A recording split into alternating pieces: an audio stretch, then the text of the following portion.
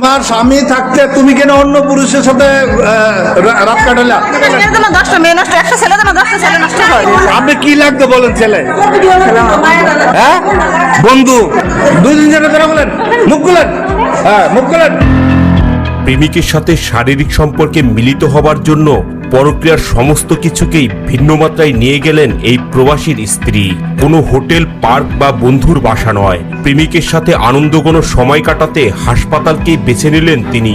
হাসপাতালের ভেতরে শত শত রোগী ও তাদের স্বজনদের সামনে কিভাবে ঘটলো এমন ন্যাক্কারজনক ঘটনা, জানতে হলে দেখতে হবে পুরো ভিডিওটি। আপনি কালকে রাত্রে এই করবাই হসপিটালে আপনার সাথে যে ছেলে ছিল, আপনার কি হয়? আপনি বলেন কেন এই অবৈধ কাজ করতে হইলে না? এখানে আমাদের পরিবেশটা নষ্ট করছেন। যারা সেবা প্রত্যাশী তাদের কাছে আমি অভিযোগ পেয়েছি, এবং সে অনৈতিকভাবে একটা, শুনেন, দেবরের সাথে তো বাইরে থাকতে পারে না। আপনার নাম কি? শারমিন। আপনার বাড়ি কোথায়? দজনগর। তা আপনি ওই যে ছেলেটা ছিল তার নাম কি বলেন? ছেলেটার নাম কি? আপনাদের সাক্ষাৎকার নেব।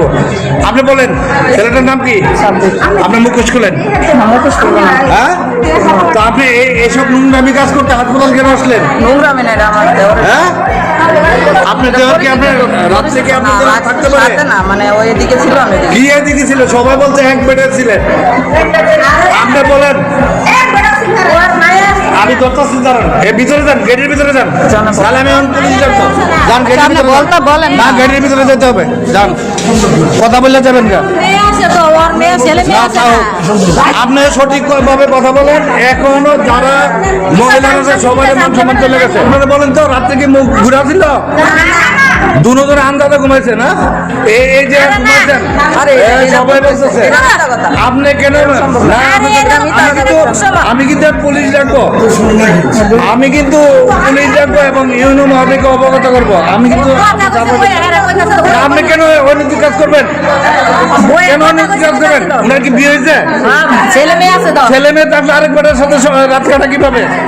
আপনি বলেন, এখন বলেন, আপনি মুখ খোলেন, তাহলে আমি কিন্তু পুলিশকে ডাকবো। মুখ খুলেন, 2 দিন ধরে বলেন, মুখ খুলেন, হ্যাঁ মুখ খুলেন, এদিকে যান,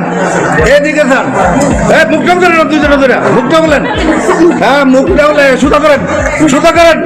সুপ্রিয় দর্শক, এই যে এই মহিলাটা আরেক পুরুষের সাথে জামা বিদেশ, তাই সে রাত কাটাচ্ছে। এই যে দেখেন আজকে, এই যে সোজা, একদম সোজা, আরো এদিকে নেন, একদম সোজা।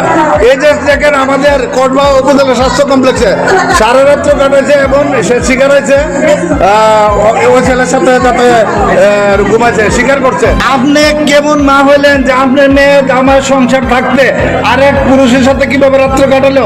এইভাবে তো মানুষের সংসার ভাঙ্গে। বলেন কেন এই কাজটা করলো? না, কি দোয়া করবে? এটা কি দোয়া করবে কিনা?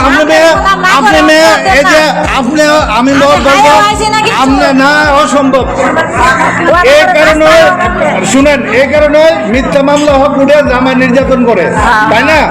আমরা চাই যে মানুষ মিথ্যা বলেন, হ্যাঁ, তো মুখ খুলে বলেন। আপনি যে বলে মুখ খুলেন, আপনি কি লাগতো বলেন ছেলে? হ্যাঁ বন্ধু, একটা ইসলামের দৃষ্টিতে হচ্ছে কোন মহিলাদের পুরুষ বন্ধু হইতে পারে না। আপনি কেন জামাই থাকতে আরেক পুরুষকে বন্ধু বানালেন? বলেন, আপনার জামাই কি বিদেশ না দেশে? বাইরে। এই যে কলঙ্কটা করলেন, আমি কিন্তু আপনার দজনগর সব চিনি, কিন্তু আপনি কিন্তু ছাড় পাবেন না। আমি ওখানে গিয়ে এবারে বলুন, আপনি মেয়ে কার যাই হোক, একটা হসপিটালে অনৈতিক কাজ করা যাবে না। এটা হসপিটাল অনৈতিক কাজ? তার দেবরের সাথে কি ভাবি থাকতে পারে? আপনি বলেন, আপনি মা হইলে বলেন, আপনি বলেন থাকতে পারেন আপনার মেয়ে? আপনি বলে থাকতে পারেনি? আপনার মেয়ের সাথে ওই ছেলে কেন ছিল? না, অসম্ভব। রাত্রে তো কাটাতে পারে না, আলাদা থাকতো। এই মেয়েটাদের রাতের বেলা আরেক পুরুষের সাথে রয়েছে, এটা সঠিক কিনা? সঠিক? আপনি আছেন সঠিক কিনা?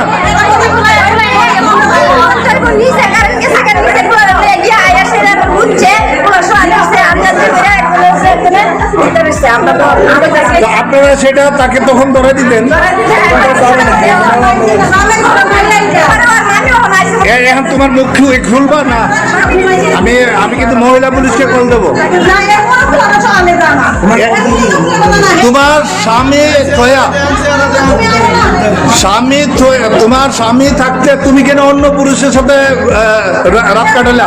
আমি বলতে চাই বা এটা কি সঠিক নেই বলেন? 100% ছেলে কইছে আমার এই ঘটনা কি সঠিক কিনা বলেন? আচ্ছা এটা কি সঠিক কিনা বলেন? বলেন সঠিক কিনা? এটা সঠিক বিচার চান? এই আপনারা সঠিক বিচার চান কিনা? আচ্ছা ধরুন নাম্বারটা লোন।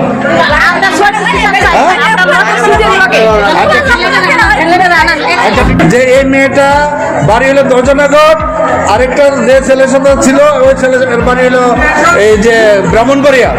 এই যে অনৈতিক কাজে তারা জড়িত এবং মা সাফাইকা মাকে বলেছি আপনার মেয়েকে ভালো হতে চান না চা, কিন্তু এরকম কেন করবে?